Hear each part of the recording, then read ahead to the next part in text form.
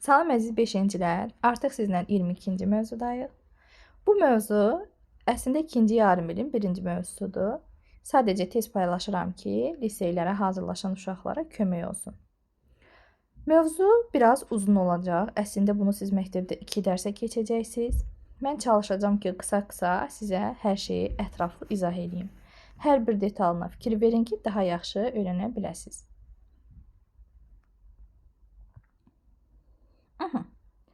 Azərbaycanın şimal torpaqları 20-ci əsrin əvvəllərində Çar Rusiyasının müstəmləkəsi olaraq qalırdı.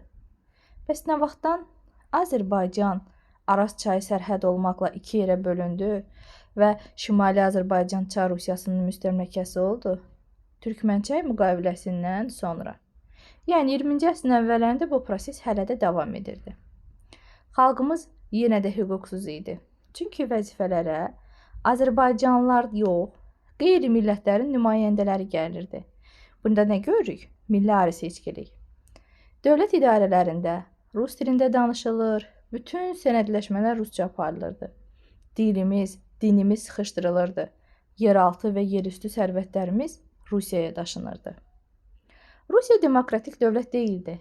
Burada monarxiya quruluşu hökmranlıq eləyirdi. Monarxiya nədir? Hakimiyyətin atadan oğula irsən ötürülməsi. Yəni, tutaq ki, sultandan sonra oğla hakimiyyətə gəlib. Bu monarxiyadır. Amma respublika nədir? Monarxiyanın əksi. Respublikada isə hakimiyyətdə olan şəxsi xalq seçir. Yəni, demos kratos, xalq hakimiyyəti. Rusiyada çar mütləq hakim hesab olunurdu və bu dövrdə Rusiyanı xalqlar həbsxanası adlandırırdılar.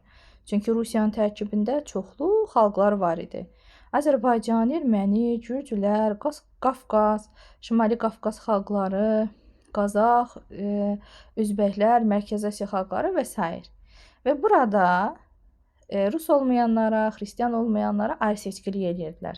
Ona görə də ora xalqlar həbsxanası deyirdilər. 1914-1918-ci illəri əhatə edən Birinci Dünya müharibəsi zamanı Rusiyada iştirak edib bu müharibədə. Avropa dövlətləri arasındakı ziddiyyətlərə görə başlayıb bu müharibə. Çünki onlar yeni ərazilər, yeni müstəmləkələr ələ keçirmək istəyirdilər. Rusiyanın da qoşulduğu bu müharibə Azərbaycandan yan keçmədi. Çünki biz Çar Rusiyasının tərkibində idik. Avtomatik. Kim üçün vuruşmalı idik? Rusiya üçün vuruşmalı idik. Azərbaycandan zadəgan, bəy, ağa nəslindən olan insanlar bu müharibədə iştirak edib. Ən çox fərqlənənlər, şücaət göstərənlər isə Səməd bəy Mehmandarov və Əliağa Şıxlinski idi. Şəkillərini burada görürsünüz. Demək, Rusiyanın iqtisadiyyatı Avropa dövlətlərindən geri qalırdı. Qıtlıq idi, bahalıq idi, ölkənin hər yerində acıq baş verirdi.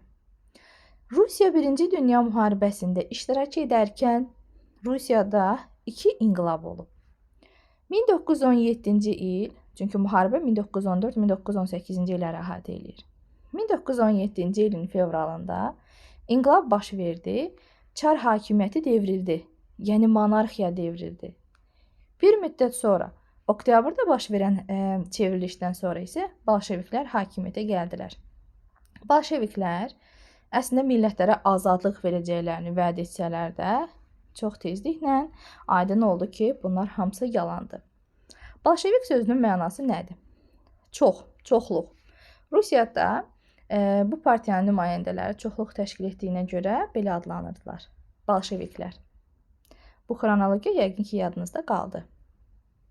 Uşaqlar, mövzu uzun olduğu üçün mən sizə bu mövzunun tapşırıqlarını ayrı videoda izah edəcəm. Keçək Mart soyqırımı. Görək bu Mart soyqırımı niyə törədildi? Bilirsiniz ki, Çar Rusiyasının ənənəvi bir siyasəti var idi. Millətlər arası qırğın, parçala hökmranlıq et. Həm 1905-1906 qırğınlarında biz bunu görürük. Burada Mart soyqırımında görürük. Baxın, daşnaqların, ermənilərin əli ilə Azərbaycanlıları qırırdılar. Və ermənilərə də böyük vədlər verirdilər ki, biz sizə dövlət yaradacağıq, biz sizə kömək edəcəyik. Hakimiyyətə gələn yeni qüvvələr, bolşeviklər, Bakı neftini heç cür əldən vermək istəmirdilər. Qafqaz cəbhəsindən geri dönən Rus qoşunlarının gücü ilə onlar Bakıda hakimiyyətlərini qurmaq istəyirdilər. Bolşeviklər. Bu qoşunların tərkibində ermənilər təbii ki var idi. Həmin bu qoşunun tərkibində olan ermənilər erməni millətçi təşkilatlarının təsiri altında idilər. Bu təşkilatlardan ən böyüyü Daşnaküstün partiyası idi. Onların məqsədi böyük Ermənistan qurmaq idi. Hədəfləri isə Azərbaycan torpaqları idi. Azərbaycan torpaqlarında yaşayan dinc əhali idi. Onlar türk müsəlman əhalini fiziki cəhətdən yox etmək, yurd yuvalarından qovmaq istəyirdilər. Bakıda, baxın, mən bütün Azərbaycanı nəzərdə tutmuram hələ ki. Bakıda bolşeviklər Bakı Soveti adlı bir qurum yaratmışdılar və ona nəzarət edirdilər. Bu quruma erməni mənşəli bolşevik Stepan Şaumyan rəhbər təyin olunmuşdu. Uşaqlar, bolşevik burada milli mənsubiyyət kimi düşünməyin. Bolşevik partiya mənsubiyyətidir. Yəni Rus da bolşevik ola bilərdi, erməni də bolşevik ola bilərdi, Azərbaycanlılardan da var idi bolşeviklər, hansı ki bolşevik təbliğatına aldanan insanlar. Xüsusilə də fəhlələr. Çünki bolşeviklər vəd edirdilər ki, kəndli fəhlə hökumət yaradacağıq, bərabərlik yaradacağıq. Yəni uzun sözün qısası, bolşevik milli mənsubiyyət deyil. Stepan Şaumyan kim idi? Bir xatırlayaq. Yadınızdadırsa, biz Xankəndi ilə bağlı əvvəlki mövzularımızda demişdik ki, Sovet dövründə Xankəndi şəhərinin adı dəyişdirilmiş, Stepanakert qoyulmuşdu. Amma antiterror əməliyyatlarından sonra Xankəndi tamamilə bizim nəzarətimizə keçəndən sonra Xankəndinin tarixi adı bərpa olundu. Görək Stepan Şaumyan kim idi? Nə iş görürdü? Stepan Şaumyan Daşnaklarla əlbir olub. Daşnak deyəndə mən erməniləri nəzərdə tuturam, çünki o partiyanın nümayəndələri idi. Bakı, Şamaxı, Quba və Lənkəranda yaşayan dinc əhaliyə qarşı soyqırım təşkil etdilər. Bu tarixə Mart soyqırımı adı ilə düşdü. Minlərlə dinc Azərbaycanlı xüsusilə amansızlıqla öldürüldü. Məscidlər, evlər, tarixi abidələr dağıdıldı. Təkcə Bakıda 12 minə yaxın adam öldürüldü. Və ermənilər izləri itirmək üçün, hətta belə deyək də kütləvi qəbirlər qazıb öldürdüyü insanları orada kütləvi şəkildə necə deyək, dəfn edirdilər. Hansı ki bu kütləvi məzarlıqlardan biri də Qubada aşkara çıxmışdı və bu kütləvi məzarlıqda Quba soyqırım memorial kompleksi yaradılmışdı. Baxın, necə insanları kütləvi şəkildə bastırıblar, dəhşətli mənzərədə həqiqətən də. Azərbaycan yenidən bolşevik işğalına məruz qaldı. Yəni, belə deyək də, Çar Rusiyası dəyişmişdi, yerinə Sovet Rusiyası gəlmişdi, bolşeviklər. Və ikisinin də Azərbaycan xalqı ilə bağlı planları eyni idi. Mart-aprel aylarında baş vermiş soyqırımların əsl mahiyyəti uzun müddət gizli saxlanıldı. Bu qanlı cinayəti bir ölkə daxilində vətəndaşlar arasında müharibə kimi qiymətləndirdilər. Amma illər sonra Heydər Əliyev bu dəhşətli hadisələrə tarixi qiymət verdi. 1998-ci ildə 31 mart Azərbaycanlıların soyqırımı günü elan olundu. Stepan Şaumyan Bakıda və ətraf ərazilərdə Azərbaycanlıların qanı üzərində öz hakimiyyətini qura bildi. Uşaqlar, yalnız Bakı və ətrafını nəzərdə tuturam ha. Bu dəhşətli qırğınların qarşısını almaq üçün nə etmək olardı? Rusiya imperiyası Azərbaycanlılara etibar etmədiyi üçün Azərbaycanlıları orduya çağırmırdı. Çar Rusiyasının dövründə Azərbaycan xalqı hərbi vergi ödəmişdi. Yalnız bəylərin, xanların övladları orduya çağırılırdı. Çox təəssüf ki, Azərbaycanlıları silahdan uzaq tuturdular. Onlara hərbi ənənələri unutturmaq istəyirdilər. Lakin düşmən təpədən dırnağadək silahlanmışdı. Əhali isə əlyalın idi, silahsız idi. Heç bu soyqırımlar baş verərkən Azərbaycanın dövləti də yox idi. Azərbaycan Xalq Cümhuriyyəti. Bakıda və ətraf ərazilərdə baş verən qanlı hadisələr müstəqil dövlətin yaradılması fikrini gücləndirdi. Artıq Azərbaycanın müstəqilliyi uğrunda mübarizə başlandı. Məmməd Əmin Rəsulzadənin başçılıq etdiyi Müsavat Partiyası, Müsavat Təşkilatı bu mübarizənin önündə gedirdi. Qabaqcıl ziyalıların apardığı mübarizə nəticəsiz qalmadı.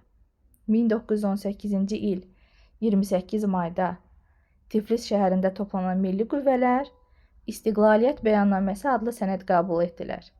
Bəyannamədə Azərbaycan Xalq Cümhuriyyətinin yaradıldığı elan olundu. İstiqlaliyyət Bəyannaməsində AXC-nin yaradıldığı elan olundu. Və bu dövlətin adına baxın, Azərbaycan Xalq Cümhuriyyəti. Uşaqlar, Cümhuriyyət bərabərdir respublika. Məsələn, biz indi deyirik Azərbaycan Respublikası. Ya da eşitmişsiniz yəqin ki, Türkiyə Cümhuriyyəti. Əslində bunlar eyni mənanı verir, sadəcə olaraq respublika latın dilindədir. Cümhuriyyət irqindən, dilindən, dinindən, cinsindən asılı olmayaraq bütün vətəndaşların azad və bərabər hüquqlara malik olduğu bir quruluşdur. Dilimizdə cümhuriyyətin qarşılığı respublika sözüdür. Respublika latın sözü olub, xalq işi deməkdir. Respublika quruluşlu dövlətlərdə qanunverici və icra edici hakimiyyət orqanları xalq tərəfindən seçilir. Yəni, Milli Məclis tutaq ki, qanunverici orqandır. Deputatları kim seçir? Xalq. İcra edici hakimiyyətin başında prezident durur. Prezidenti kim seçir? Xalq. Ona görə deyilir respublika və yaxud da cümhuriyyət. Azərbaycan Xalq Cümhuriyyəti bütün müsəlman aləmində, müsəlman şərqində ilk respublika idi. Hələ Azərbaycan o vaxta qədər belə bir dövlət qurmamışdı, respublika. Bilirsiniz ki, Rusiya imperiyası tərəfindən işğal olunana qədər Azərbaycanda nə qədər dövlət mövcud olub. Onları hökmdarlar idarə edirdilər, amma respublika yox idi. Gəlin bu cədvəldə monarxiya və cümhuriyyəti izah eləyək. Baxın, dövlət hökmdarlar tərəfindən idarə olunur. Burada isə parlament və Nazirlər Şurası tərəfindən. Hakimiyyət irsən keçir, amma prezident xalq tərəfindən seçilir. Hökmdar qanunları özü verir. Burada isə parlamentdə səs verməklə qəbul olunur qanunlar və o parlamentin deputatlarını da kim seçir? Xalq. Qanun və fərmanların icrasına hökmdar özü nəzarət edir. Burada isə qanunların icrasını hökumət həyata keçirdir. Nazirlərdən ibarət Nazirlər Şurası var. Tutaq ki, mən deyirəm baş nazir, eyni zamanda Maliyyə Nazirliyi, Təhsil Nazirliyi, Səhiyyə Nazirliyi və s. Hökmdarların səlahiyyətləri geniş idi. Amma burada isə parlamentin fəaliyyəti qanunlar çərçivəsindədir. Bakı şəhəri Bolşevik daşnaq qüvvələrinin əlində idi. Yəni, Azərbaycan Xalq Cümhuriyyəti yaransa da, Bakı hələ də kimlərin əlində idi? Bolşevik daşnaq qüvvələrinin əlində idi. Ona görə də Azərbaycan Xalq Cümhuriyyətinin yaranması harda elan olunub? Tiflisdə. Hətta Məmməd Əmin Rəsulzadə deyirdi ki, Bakını azad etmək olduqca və olduqca vacibdir. Bakısız Azərbaycan başsız bədən kimidir. Demək, AXC-nin başlıca məqsədi nə idi? Bakını bolşeviklərdən azad etmək. Amma bu heç də asan məsələ deyildi. Çünki Cümhuriyyət yeni yaranmışdı və onun nəyi yox idi? Ordusu. Ordu quruculuğu isə böyük maliyyə tələb elirdi, vaxt tələb elirdi. Belə çətin günlərdə Azərbaycan Xalq Cümhuriyyəti Osmanlı dövləti ilə saziş imzaladı.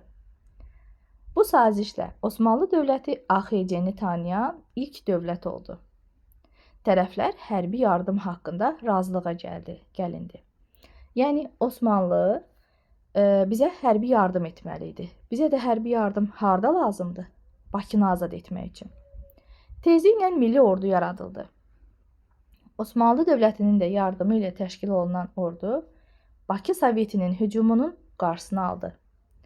1918-ci il 15 sentyabrda Bakı düşmənlərdən azad olundu. Bakı təmizləndi və AXC hökuməti öz qanuni paytaxtına köçdü. Bakıya.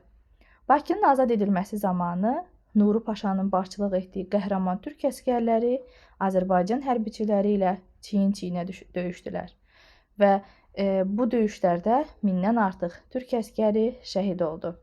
Uşaqlar, yəqin ki, bu abidəni görmüsünüz, Şəhidlər Xiyabanındadır.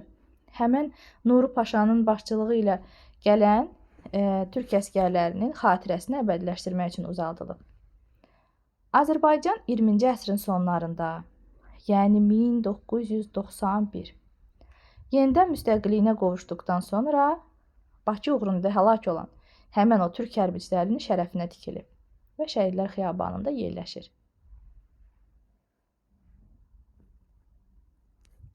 AXC parlamentli respublika idi.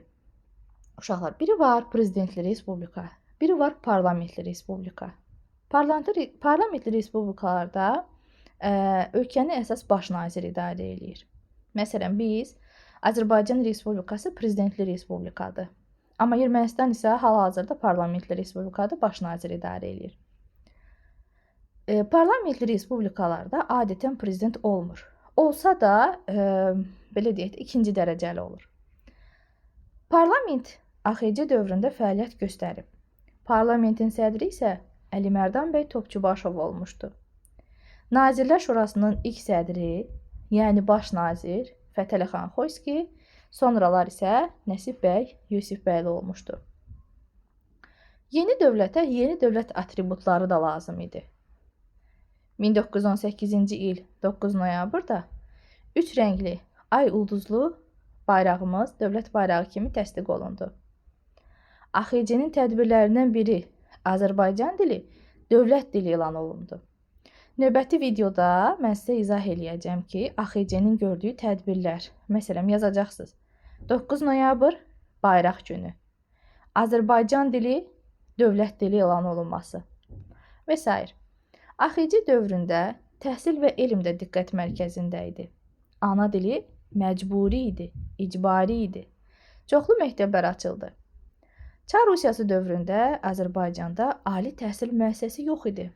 AXC-nin təşəbbüsü ilə 100-dən artıq gənc xaricə ali təhsil almağa göndərildi. Eyni zamanda 1919-cu ildə Bakı Dövlət Universiteti açıldı. Qonşu Ermənistanla tez-tez hərbi toqquşmalar baş verirdi. Rusiya tərəfdən də hər an təhlükə gözlənilirdi.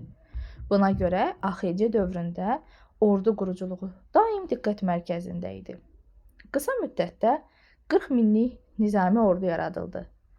Ordu AXC-nin ərazi bütövlüyünün təmin edilməsində mühüm rol oynadı. Hərbi nazir General Səməd bəy Mehmandarov, müavini isə Əliağa Şıxlinski idi. Bu iki şəxsin adını bayaq da çəkmişdim. Birinci Dünya müharibəsində vuruşan təcrübəli insanlar idi. Uşaqlar, Bakı Dövlət Universitetinin binasının şəklinə baxın istəyirsiniz. Hal-hazırda isə Sahil metrosunun ətrafında yerləşir. Bəlkə də keçmisiniz buradan. İndi Pedaqoji Universitetin binası kimi fəaliyyət göstərir. Həmən qurulmuş milli ordunun ən uğurlu əməliyyatlarından biri Qarabağda ermənilərin anti-Azərbaycan çıxışına qarşı olmuşdu. 1920-ci ilin mart ayında, yəni Novruz bayramı günlərində ermənilərin məqsədi Qarabağı ələ keçirmək idi. Milli ordu dərhal döyüş əmri ilə ayağa qaldırıldı. Əsgəran yaxınlığındakı döyüşdə ordumuz qələbə qazanıb Qarabağ üzərində hakimiyyətini tam bərpa etdi. AXC ölkədə iqtisadi vəziyyəti canlandırmaq üçün də xeyli işlər görmüşdü. Əhalinin güzəranı nisbətən yaxşılaşmışdı. Amma AXC-nin ən mühüm uğurlarından biri dövlətin beynəlxalq aləmdə tanınması idi. Çətin beynəlxalq şəraitə baxmayaraq, aparılan gərgin mübarizə nəticəsində 20-dən artıq dövlət Azərbaycan Xalq Cümhuriyyətini faktiki olaraq tanıdı. Xarici dövlətlərlə müxtəlif sahələrdə iqtisadi və hərbi müqavilələr imzalandı. Əgər AXC faktiki olaraq tanınmasaydı, biz 1991-ci ildə müstəqilliyimizi yenidən əldə edə bilməzdik. AXC-nin yaranmasının böyük əhəmiyyəti var idi. Görək hansı əhəmiyyətlər olub. Azərbaycanın şimal torpaqlarında Türkmənçay müqaviləsindən sonra yaranan ilk müstəqil dövlət idi. AXC cəmi 23 ay yaşadı. Amma buna baxmayaraq, dövlət azadlığın və müstəqilliyin simvoluna çevrildi. AXC-ni süquta uğradan bolşeviklər qurduqları dövlətin adında Azərbaycan adını saxlamağa məcbur oldular. Ölkə Rusiya imperiyası dövründəki kimi parçalanmamışdı. AXC ilk dəfə qadınlara səs vermə hüququ vermişdi və 20-ci əsrin sonlarında yaranan müstəqil Azərbaycan Respublikası da elə 1918-28 mayda yaranan AXC-nin varisi idi. Bu tapşırıqları uşaqlar sizə növbəti videoda izah eləyəcəm. Sadəcə burada bir məlumat itməsin deyə bunu da izah eləyim sizə, sonra videonu tamamlayım. 1920-ci ilin mart ayında Qarabağda ermənilər qırğınlar törətdilər, qiyamlar törətdilər. Azərbaycan ordusu bu qırğınların, qiyamların qarşısını almağa yönəldi. Və çox təəssüf ki, Azərbaycanın şimal sərhədləri müdafiəsiz qaldı. Və Azərbaycanın şimalında 70 minlik Rus ordusu dayanmışdı. Amma Azərbaycanın şimalını isə cəmi 350 AXC əsgəri qoruyurdu. Və nahaq qan tökülməsinin qarşısını almaq üçün aprelin sonlarında Azərbaycan Xalq Cümhuriyyətinin nümayəndələri hakimiyyəti bolşeviklərə təslim etdi. Yəni AXC 1918-28 mayda yarandı. 28 apreldə isə çox təəssüf ki, süqut etdi. Uşaqlar, mövzumuz biraz uzun oldu. Ümid edirəm ki, tam baxmısınız ki, mövzunu tam dərk eləyə biləsiniz. Əgər hansısa bir hissə sizə qaranlıq qaldısa, o hissəni yazın, mən qısa video ilə sizə yenidən izah edeyim. Növbəti dərslərdə görüşərik.